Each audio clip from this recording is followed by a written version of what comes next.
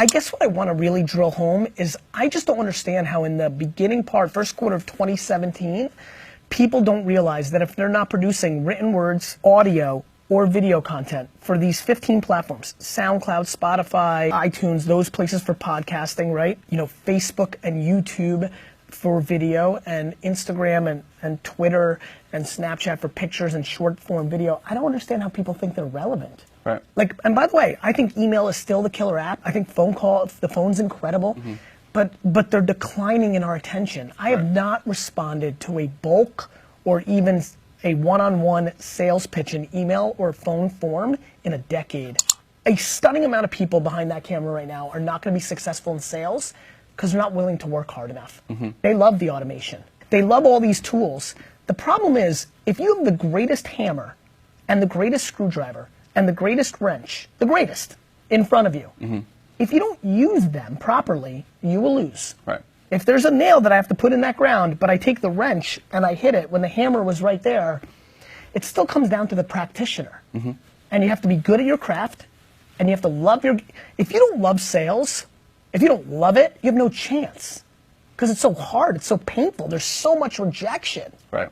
So those are the things I think about. So for any sales professionals watching, where would you advise that they start in terms of creating their own content or sharing their content, adding their own context as well?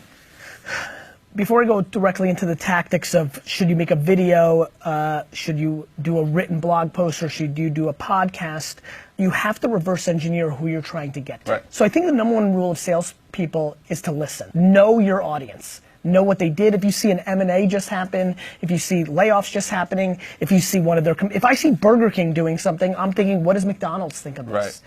Right. So that's number one. Number two, where are they spending time? Everybody as a salesperson has to figure out how do they best communicate. Is it written word? Is it audio? Is it video? Is it in person? And how do you use the digital world in audio, written, or video form to create the gateway drug to in-person? I look at sales very differently than the far majority. I think way too many salespeople are impatient. I think way too many salespeople are transactional. I think way too many salespeople are lowest common denominator, spam, blast LinkedIn, email bulk, business card, business card, business card. So I think I've got a different tactic on sales, but don't get it twisted, it's what I am. If you're not happy with your upside, if you're not fully fulfilled, I think a lot of you are doing things that are directly in front of you.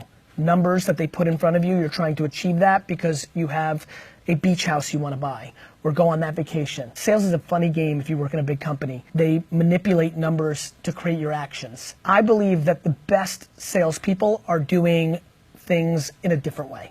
I think you need to care about the customer for real, reverse engineer them, and give them what they need. I'm a better salesperson than you because I'm the anti-salesperson, and I think that's the best salesperson. Please understand that the world has changed and the attention of the person you're trying to get to is moving into different places.